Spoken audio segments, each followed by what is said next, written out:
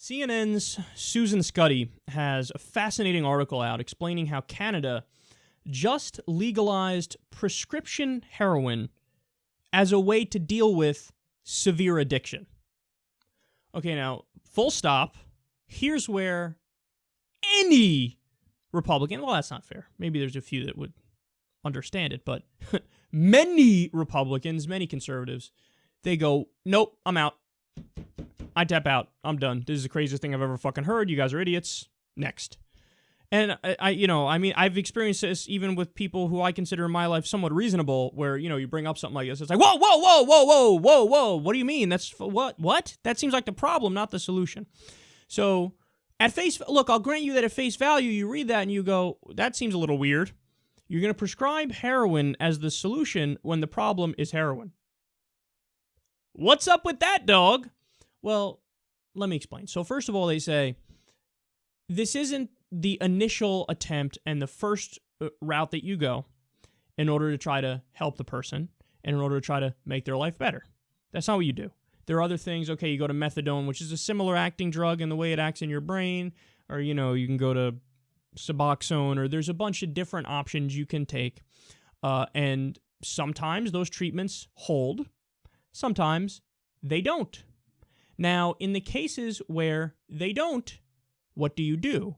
Well, the creative solution that some people came up with is, okay, what's really going on here with a drug addict? Well, with a drug addict, they'll do their drugs, but it's a dangerous environment. So you're on the black market. There could be unscrupulous dealers who cut the drug with all types of dangerous substances for you that are even more dangerous than the drug.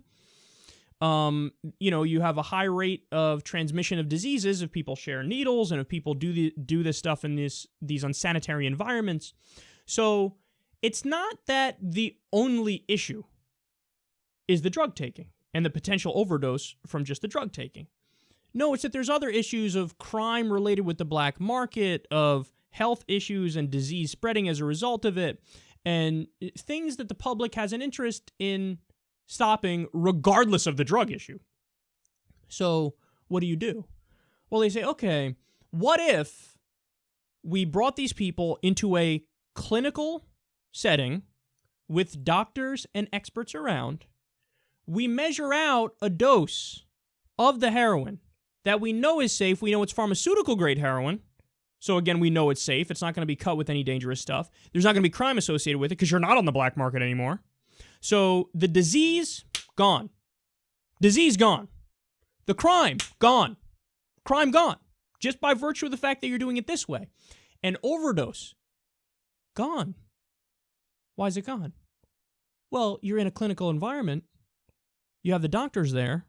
You have the experts there. You give the proper amount, which, by the way, even may allow somebody to function in society. Oh, I know. People go, what do you mean? There's no such thing as a functioning heroin addict. Oh, really? Oh, really? You know nothing about drugs if you think that's the case. Of course there is. Of course there is.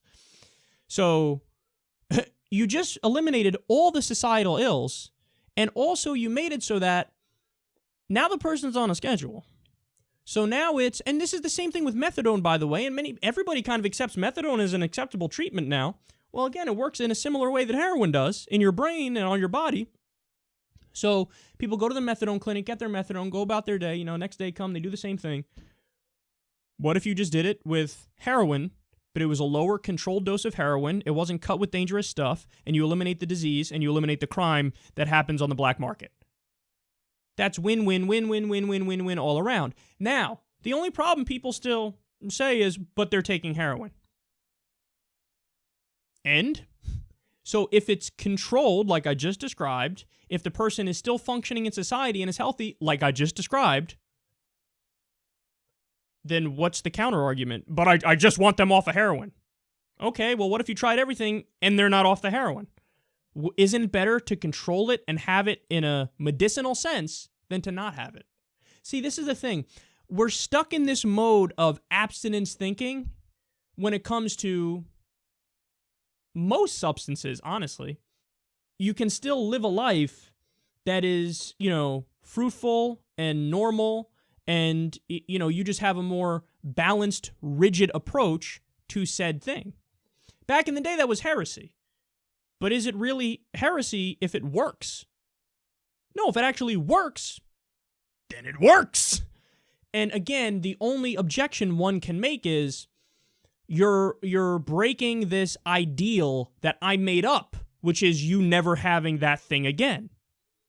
But if that's proven not to work, and the statistics show it, that you're more likely to fall off the wagon and go nuts and ruin your life that way, whereas opposed to having little controlled doses in a medicinal setting, well, then it should be relatively obvious to people that, oh, the abstinence is not the way to go.